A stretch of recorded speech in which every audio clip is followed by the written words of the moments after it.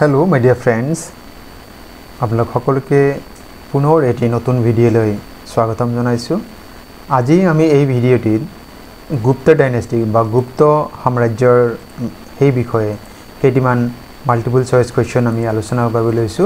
আপোনালোকে সম্পূৰ্ণকৈ ভিডিওটি চাব, নিশ্চয়কৈ উপকৃত হ'ব।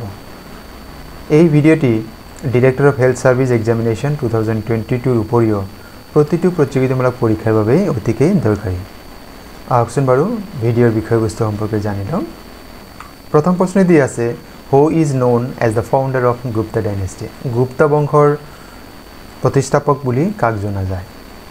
ইয়াৰ শুদ্ধ উত্তৰটি হৈছে the founder of Gupta dynasty is Sri Gupta আৰু তেওঁৰ সময়টো আছিল 240 পৰা 280। এইখিনি সময়লৈকে তেওঁ শাসন কৰা আছিল। গতিকে অপশ্যন ডি আমাৰ শুদ্ধ উত্তৰ। কিছুমান কিতাপত এই বিষয়ে চন্দ্ৰগুপ্ত 1 দি আছে, আসলতে শ্ৰীগুপ্তহে আসলতে ফাউণ্ডাৰ হয়।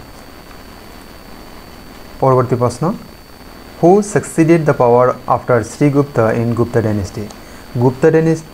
গুপ্তা বংশৰ বা গুপ্ত সাম্ৰাজ্যৰ যিটো ক্ষমতা শ্ৰীগুপ্তৰ শাসনকালৰ পিছত কোনজন ব্যক্তিয়ে দায়িত্ব লৈছিল? আৰু ইয়াৰ শুদ্ধ উত্তৰ হৈছে অপশ্যন সি, ঘটোৎকচ। গতিকে অপশ্যন সি আমাৰ শুদ্ধ উত্তৰ হয়। পৰৱৰ্তী প্ৰশ্ন, which book provide the economic condition of Gupta dynasty? Gupta সাম্ৰাজ্যৰ সেই সময়ৰ যি আৰ্থিক অৱস্থা সেই বিষয়ে বিস্তাৰিতভাৱে আমি কোনখন কিতাপৰ জৰিয়তে আমি গম পাওঁ? ইয়াতে উত্তৰটি হৈছে অৰ্থশাস্ত্ৰ। আমি সকলোৱে জানো যে অৰ্থশাস্ত্ৰৰ যিজন লেখক হয় তেওঁ আছিল কৌটিল্য। গতিকে অপশ্যন সি আমাৰ শুদ্ধ উত্তৰ হয়। পৰৱৰ্তী প্ৰশ্ন, which famous poet lived in the court of Chandragupta II? Chandragupta দ্বিতীয়ৰ ৰাজসভাত কোনজন কবি বাস কৰিছিল? ইয়াৰ শুদ্ধ উত্তৰটি হৈছে কালিদাস। কালিদাস চন্দ্ৰগুপ্ত II যিজন ৰাজসভাৰ কবি আছিল।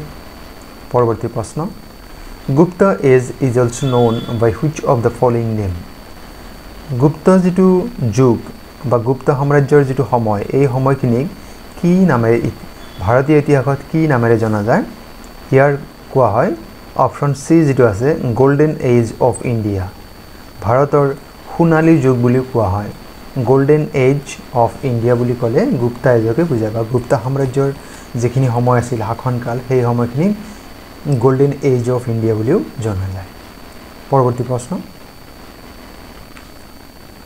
Name the Gupta ruler who earned the title মহাৰাজাধিৰাজ?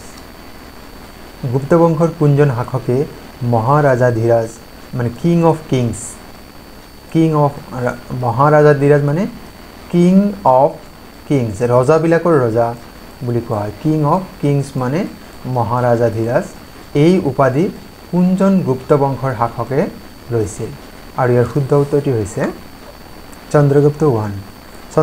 প্ৰথম চন্দ্ৰগুপ্তই মহাৰাজাধিৰাজ উপাধিটো লৈছিল। পৰৱৰ্তী প্ৰশ্ন, during whose reign Chinese traveller Fahien visit India? Gupta বংশৰ কোনজন শাসকৰ শাসনকালত চীনা পৰিব্ৰাজক ফাহিয়েনে ভাৰত ভ্ৰমণ কৰিছিল? আৰু ইয়াৰ শুদ্ধ উত্তৰটি হৈছে চন্দ্ৰগুপ্ত 2। দ্বিতীয় চন্দ্ৰগুপ্তৰ শাসনকালৰ সময়ত ফাহিয়েনে চীনৰ এজন পৰিব্ৰাজক হয়, ভ্ৰমণকাৰী হয়, তেখেতে ভাৰত ভ্ৰমণ কৰিছিল।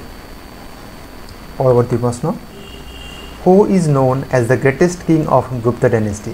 গুপ্ত সাম্ৰাজ্যৰ আটাইতকৈ দক্ষ, আটাইতকৈ ভাল বা সৰ্বোত্তম ৰজা কাক জনা যায়? আৰু ইয়াৰ শুদ্ধ উত্তৰ হৈছে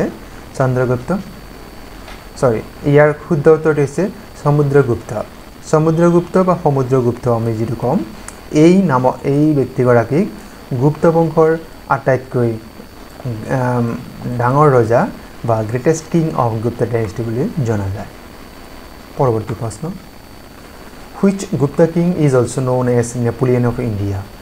যিজন নেপোলিয়ন বোনাপাৰ্টে এজন শাসক আছিল, কোনজন গুপ্ত ডাইনেষ্টিৰ বা গুপ্ত বংশৰ কোনজন ৰজাক ভাৰতৰ নেপোলিয়ন বুলি জনা যায়? আৰু ইয়াৰ শুদ্ধ উত্তৰ হৈছে সমুদ্ৰগুপ্ত। ইয়াৰ অপশ্যনটো হৈছে সমুদ্ৰগুপ্তক ভাৰতৰ নেপোলিয়ন বুলি জনা যায় অপশন ডি আমাৰ শুদ্ধ উত্তৰ হয় পৰৱৰ্তী প্ৰশ্ন who was the court poet of Gupta dynasty Gupta সাম্ৰাজ্যৰ ৰাজসভাৰ কবি কোন আছিল আৰু ইয়াৰ শুদ্ধ উত্তৰ হৈছে হৰিসেনা হৰিসেনাক গুপ্তা সাম্ৰাজ্যৰ ৰাজসভাৰ কবি বুলি জনা যায় আৰু ইয়াৰ অপশন আমাৰ এ শুদ্ধ উত্তৰ আছিল পৰৱৰ্তী প্ৰশ্ন What was the capital of Gupta period? Gupta সময়ৰখিনিৰ তেওঁলোকৰ ৰাজধানী কি আছিল আৰু ইয়াৰ শুদ্ধ উত্তৰ হৈছে পাটলিপুত্ৰ পৰৱৰ্তী প্ৰশ্ন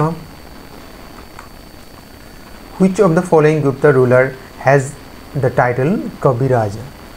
Gupta বংশৰ কোনজন শাসকে কবিৰাজ উপাধি গ্ৰহণ কৰিছিল বা লৈছিল আৰু ইয়াৰ শুদ্ধ উত্তৰ হৈছে সমুদ্ৰগুপ্ত সমুদ্ৰগুপ্তই কবিৰাজ টাইটেল বা উপাধি লৈছিল পৰৱৰ্তী প্ৰশ্ন The book Meghdootam বা Meghaduta was written by which of the following court poet of Gupta dynasty Gupta বংশৰ কোনজন ৰাজসভাৰ কবিয়ে মেঘদূত নামৰ গ্ৰন্থ বা মেঘদূতম নামৰ গ্ৰন্থখন ৰচনা কৰিছিল আৰু ইয়াৰ শুদ্ধ উত্তৰ হৈছে কালিদাস পৰৱৰ্তী প্ৰশ্ন The Council of Nine Gems, Navratna, is associated with which Gupta Empire? Gupta বংশৰ কোনজন শাসকৰ হৈতে নৱৰত্ন বা 9 জেমছ এই কথাটি জড়িত হৈ আছে আৰু ইয়াৰ শুদ্ধ উত্তৰ হৈছে চন্দ্ৰগুপ্ত 2 দ্বিতীয় চন্দ্ৰগুপ্তৰ হৈতে 9 জেমছ বা নৱৰত্নৰ যিটো কনসেপ্ট বা নৱৰত্নৰ যিটো ধাৰণা হেতু জড়িত হৈ আছে Which was the main language of the Gupta dynasty?